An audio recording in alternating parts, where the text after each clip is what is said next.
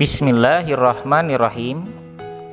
Bunda, Ayah, pada kesempatan ini saya akan berbagi tentang bagaimana kita mengetahui tahap-tahap pendidikan anak. Karena ketika kita mendidik anak memakai ilmu, tentunya akan memaksimalkan ikhtiar kita supaya anak sesuai dengan harapan yang kita inginkan. Perlu diketahui, bayi yang baru lahir itu memiliki sekitar 100 miliar sel otak. Semuanya masih sendiri-sendiri karena belum memiliki yang namanya mielin dan sinap. Apa itu mielin dan sinap? Mielin dan sinap itu adalah hubungan satu sel otak dengan sel otak lainnya. Jadi masih terpisah-pisah sel otak yang 100 miliar itu. Hal ini karena masih terpisah menyebabkan bayi yang baru lahir belum punya kemampuan apapun kecuali menangis. Kemampuan bayi secara bertahap akan bertambah sesuai pembangunan mielin dan sinap pada otak bayi. Jadi bunda dan ayah harus menyambungkan sel-sel otak yang 100 miliar itu, ya, dengan cara bagaimana banyak berkomunikasi. Ada dua hal yang dibutuhkan untuk membangun mielin itu. Yang pertama adalah nutrisi, yang kedua adalah program. Karena itu nutrisi saja tidak cukup, harus diikuti dengan program-program yang terencana dan bermutu sesuai kebutuhan anak. Sebab sel otak dibangun melalui gerak otot. Begitupun nutrisi harus disesuaikan dengan kebutuhan anak, termasuk untuk membangun mielin dan sinap sel otak. Anak bukan sekedar memakan makanan yang enak dan membuat kenyang. Nah, pada usia bayi berusia 0 sampai 2 tahun, disitulah periode tugas utama orang tua untuk membangun mielin pada semua sel otak bayi. Sebab apabila bayi sudah berusia 2 tahun dan ada sel otak yang belum terbangun mielinnya, sel otak tersebut akan dihapus dalam program penghapusan yang berlangsung otomatis. Ini disebutnya usia 0 sampai 2 tahun adalah, kalau dalam bangunan disebut membangun pondasi. Jadi pondasi itu harus kokoh supaya jadi ukuran bangunan itu mau berapa lantai. Itu tergantung pada pondasi. Sayang banget kalau sel otak yang 100 miliar itu tidak dibangun oleh orang tua. Maka misalnya bunda punya anak, mielinnya baru terbangun yang harusnya 100 miliar hanya 10.000. Ya udah, jatah kuotanya sebesar itu, ya.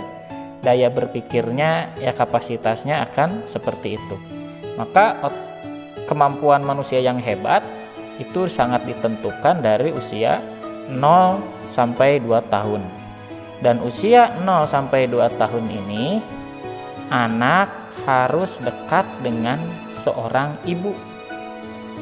Karena apa? Disebutnya usia 0 sampai 2 tahun ini adalah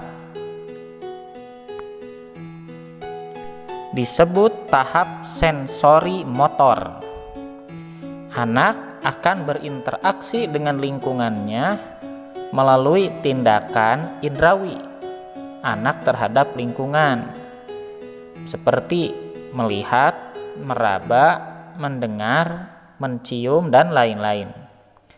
Nah, usia anak dalam 0 sampai 1 tahun ini, dalam masa 0 sampai 2 tahun, bersifat refleks, spontan, tidak sengaja dan tidak terbedakan.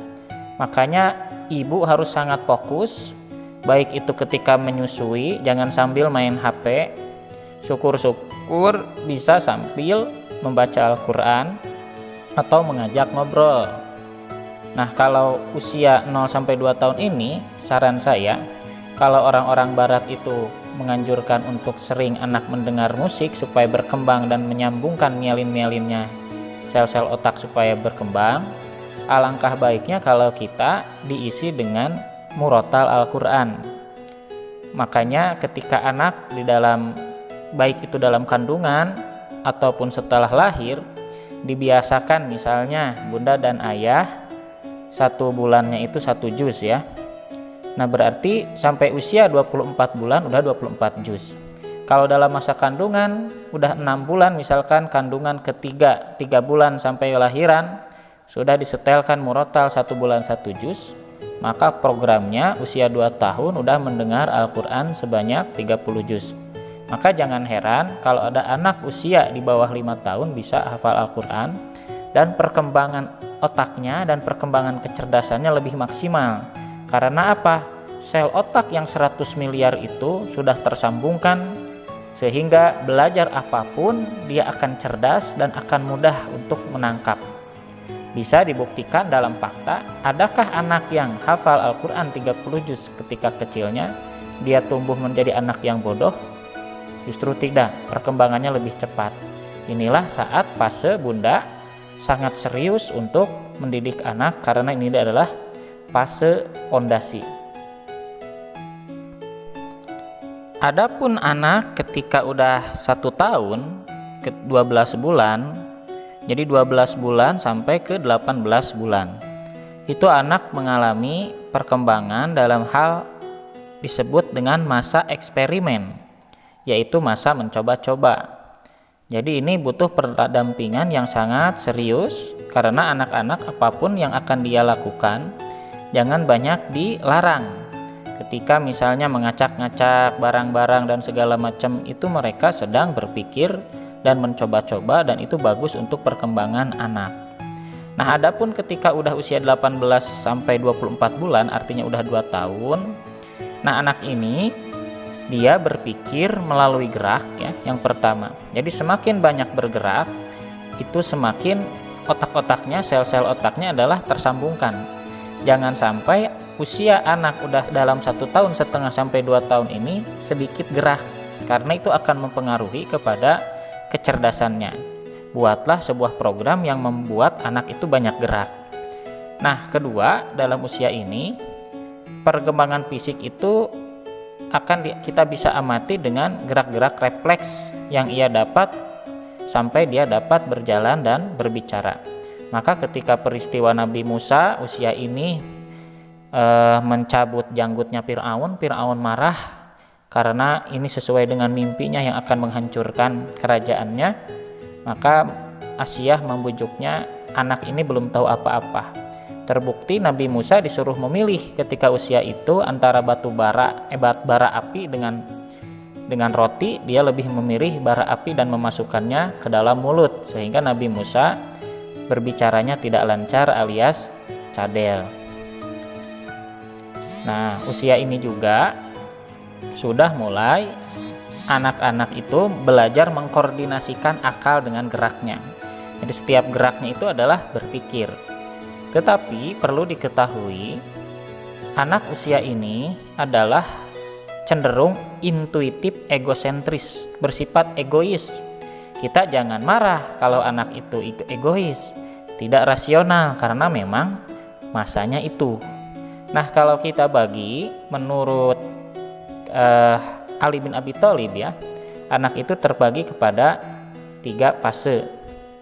Yang pertama usia 0 sampai 7 tahun. Itu disebut masa tanam, masa kita menanam. Nah, ini harus diperlakukan anak itu adalah bagaikan raja. Jadi karena anak memang kematangan berpikirnya belum, seorang tua yang tulus, yang penuh kesabaran, tidak menunjukkan kejengkelan, tidak menunjukkan marah-marah kepada anak, melayani anak sepenuh hati, itu akan menjadi efek nanti anak setelah dewasa kepada orang tuanya. Ketika anak memanggil, kita refleksnya cepat, nanti anak akan begitu. Ketika anak sakit, kita otomatis datang menghampiri dengan cepat. Anak-anak akan begitu kepada orang tua. Inilah penanaman yang sangat baik untuk kita tanamkan. Perlakukan anak usia 0 sampai 7 tahun seperti raja. Nah, adapun ketika usia 3 tahun sampai 6 tahun, ini kita berdasarkan pendekatan gender ya. Usia 0 sampai 2 tahun anak harus dekat kepada siapa? Masa pondasi ini dia harus dekat dengan ibunya. Ketika usia 3 sampai 6 tahun dia harus dekat dengan kedua orang tuanya. Jadi anak itu harus dekat ke ibu, harus dekat ke bapak. Harus diperbanyak dalam usia 3 sampai 6 tahun ini aktivitas bersama-sama dengan anak, baik ayah ataupun ibu. Nah, yang selanjutnya adalah usia 7 sampai 14 tahun. Menurut Ali bin Abi Thalib ya, usia ini disebut periode modeling dan perlakukan anak sebagai tawanan. Modeling ini artinya usia 7 sampai 14 tahun, ibu dan bapak jangan banyak ceramah untuk menasehati anak. Tapi anak perlu contoh dan perlu ditanamkan tokoh-tokoh idola atau cerita-cerita kisah-kisah yang membangun dia itu mau seperti siapa. Intinya untuk membangun modelingnya, baik itu dari ayah bunda ataupun tokoh-tokoh Islam yang hebat, supaya dia punya impian ke arah situ. Dan disinilah waktu usia 7 sampai 14 tahun orang tua memberikan dan diajarkan anak itu tentang hak dan kewajiban. Makanya dalam Islam usia 7 tahun itu mulai diajarkan sholat. Sampai 10 tahun sudah mulai ada peringatan kalau dia melanggar tentang hak dan kewajibannya. Jadi logika berpikirnya harus dibangun tentang sebab akibat. Kalau dia melakukan ini akibatnya akan begini, kalau tidak melakukan ini akibatnya akan begini. Itu udah mulai dibangun struktur berpikir seperti itu. Ibaratnya sebagai tawanan. Ini usia SD ya, dari 7 sampai 14 tahun ini. Nah, maka fungsi ketika usia SD ini, anak-anak harus siap diam, siap dengar. Usia ketundukan, anak harus benar-benar tunduk patuh kepada orang tua. Jangan pernah ada anak yang berani membantah di usia ini. Karena kalau dibiarkan anak menjadi bos, orang tua memperlakukan seperti usia 0 sampai 7 tahun,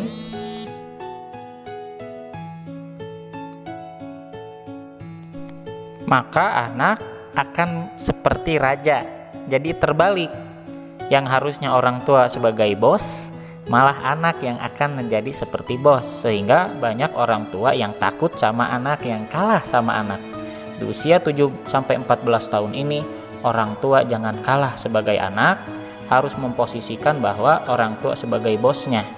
Anak harus tunduk pada usia ini. Usia inilah yang dibangun.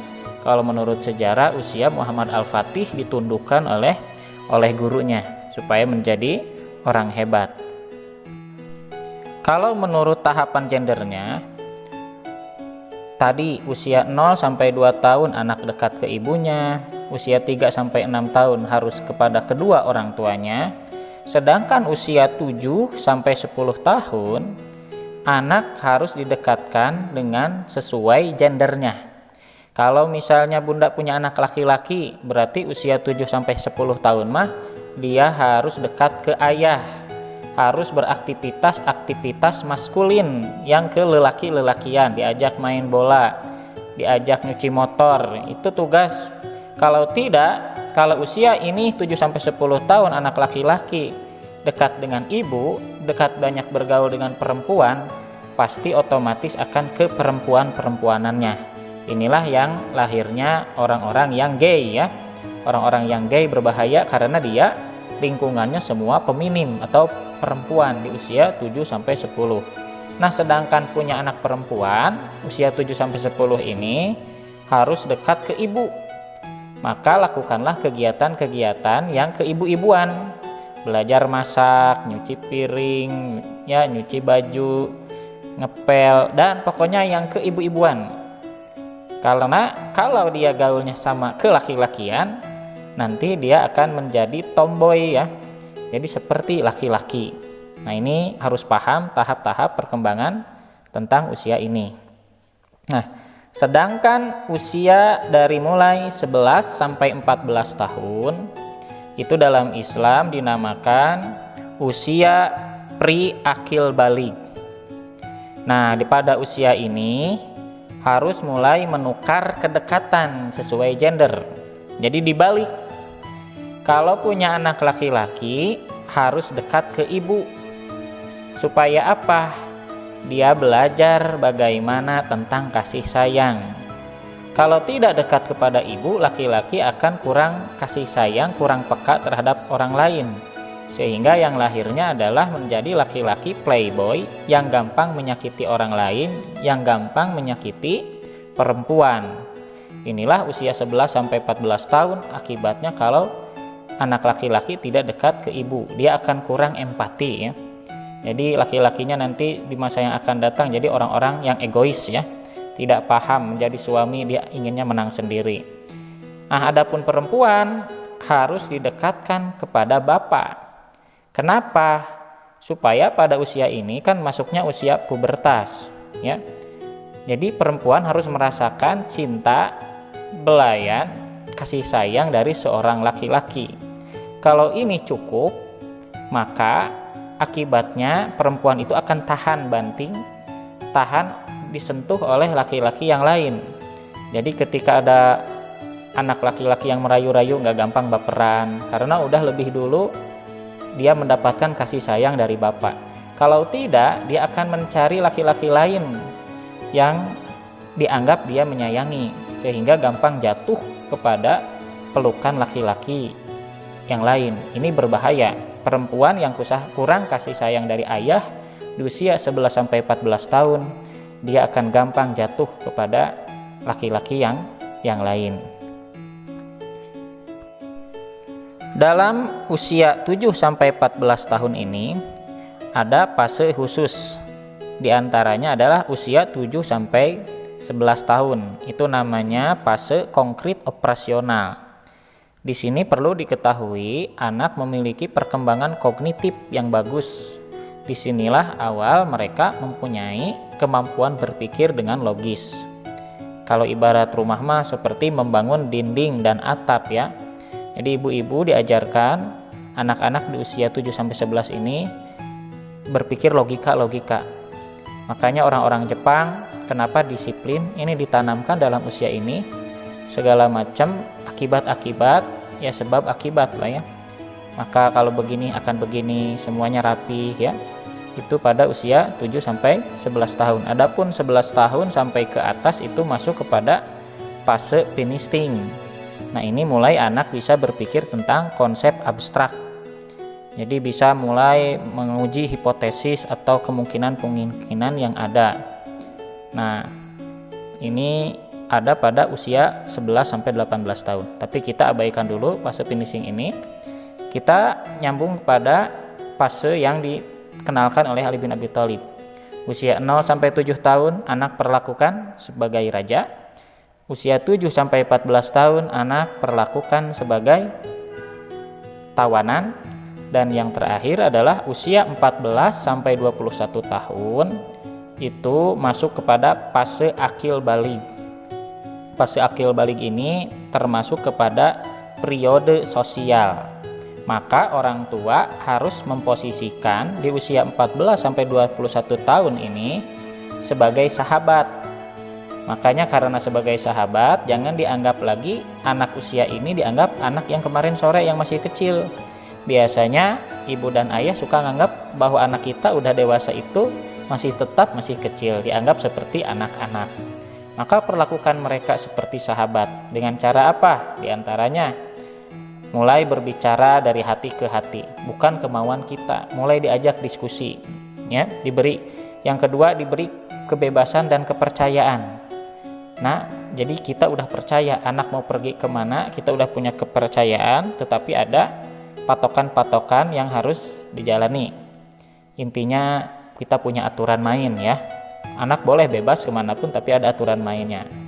Jadi tidak usah kita terlalu banyak melarang usia anak dalam masa 14-21 tahun ini. Karena memang periode sosial itu dia harus banyak bergaul dengan siapapun. Tapi ada patokan untuk supaya tidak terjatuh kepada hal-hal yang negatif. Ketiga, memberikan tanggung jawab yang lebih berat. Nah, di sini anak-anak harus mulai kasih tugas yang lebih berat yang bukan memikirkan diri sendiri.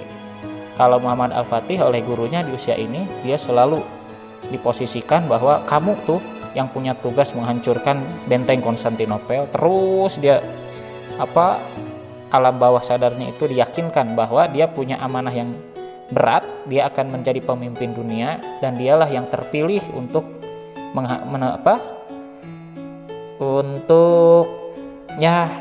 sesuai dengan hadis Nabi itu yang dimaksud adalah kamu, kata gurunya. Makanya dia udah mulai merasakan bagaimana dia mengatur strategi untuk menghancurkan Konstantinopel. Dan yang keempat, ini fase yang sangat penting bagi orang tua untuk membekali keahlian hidup. Nah, perbanyaklah keahlian hidup, skill-skill yang dimiliki orang tua bisa diwariskan ya. Untuk ibu misalkan punya skill masak yang hebat, ajarkan pada anak. Seorang ayah punya skill apa, baik otomotif dan yang lainnya, skill yang akan menunjang kemampuan dia hidup. Nah, kalau Rasulullah di usia 14 tahun ini, dia sudah mulai berbisnis ya. Nah, ini bisa diajarkan dari sejak usia ini, bagaimana dia dilibatkan kepada bisnis yang dimiliki oleh bunda dan ayah.